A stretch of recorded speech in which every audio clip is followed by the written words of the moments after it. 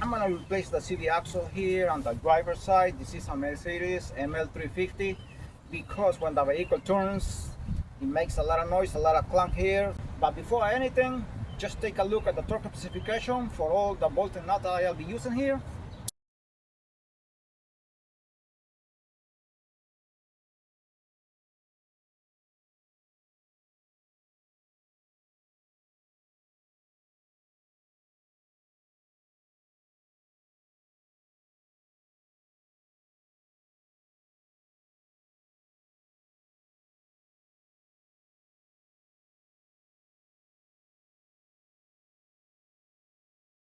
We have 17mm wheel nuts. But before anything, jack up the vehicle and put the jack in a hard metal on the frame of the vehicle right there. We have a jack stand that is very strong right there.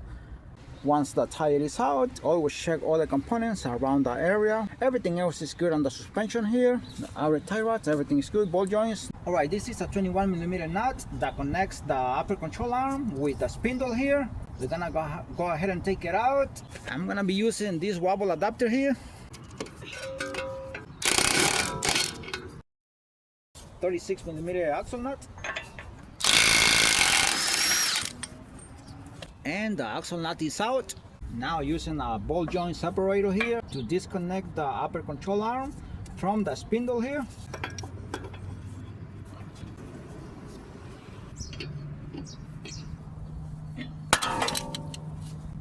It came out, see? I forgot to mention, when you separating the upper control arm from the spindle here, from the entire assembly, the rotor, always unclip the ABS wheel speed sensor cable here, because it might stretch also the brake line here, because it's clipped in the rear of the steering knuckle. Let's pull out the outer tie rod, 22mm nut. Sometimes these nuts only turn and turn when you're trying to pull it out. In that case, you have to put some fork here, some kind of fork or something here to put some pressure in order for the nut to come out. But the stud here has the option to put Allen key, let's see, Allen key or star, something like that, to pull out the outer tie rod. It came out very easily. Right now I pulled out the steering wheel all the way to this side here. I want more space to separate the outer tie rod from the spindle right there, from the steering knuckle. Let's use the ball joint separator here to separate the ball joint here from the outer tie rod from the spindle.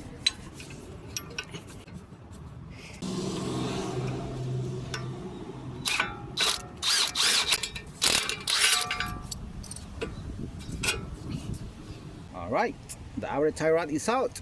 Alright, now we're gonna inspect the stud here of the ball joint of the outer tie rod. Just pull it in and out, in and out, in and out. But this one has no wobble inside. It doesn't have any play inside. Now let's pull out the CV axle from the hub assembly here. Next, we have a 22mm nut here to separate the lower control arm from the strut in order for us to have the space to pull out the axle. And I'm gonna use let's see, this is 15-16 here, 15-16 wrench to put it on this side here to prevent the bolt from turning.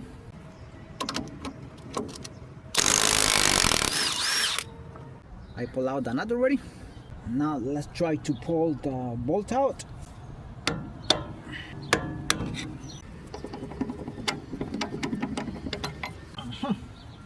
Alright, that is the strut right there, separated from the lower control arm, as you can see right there. Now the next step is pulling out the axle. We're gonna pry it out from the transmission. Always keep a bucket on the floor in case if transmission fluid comes out. I'm gonna use this small chisel here from Harbor Freight Tools and this hammer to pry out the axle. Hope it's not stuck right there. Gonna pry it out here.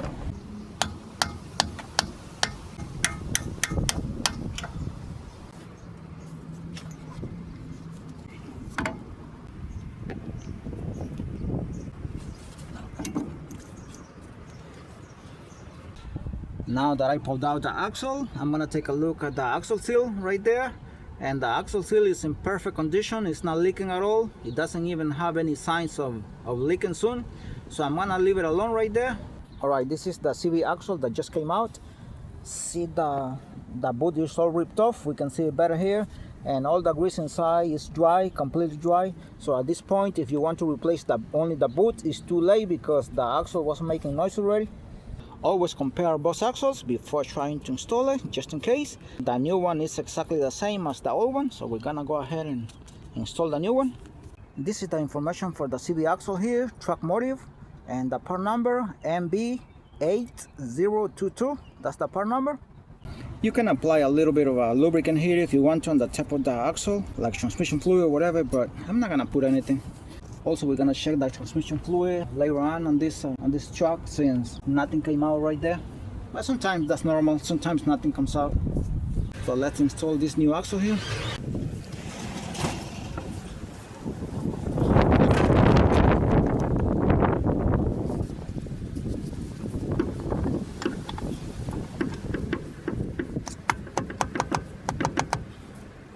Alright, the CV axle went all the way inside the transmission. Alright, let's install the CV axle in the hub assembly here.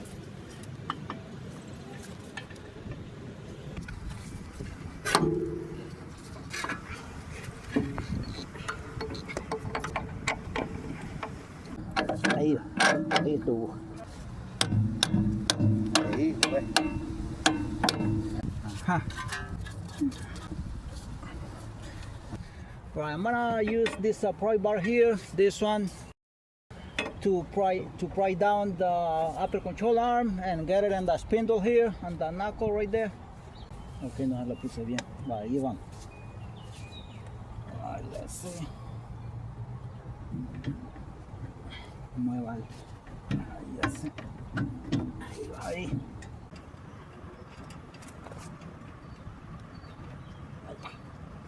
Ahí está. Alright. I still gotta tie the axle nut.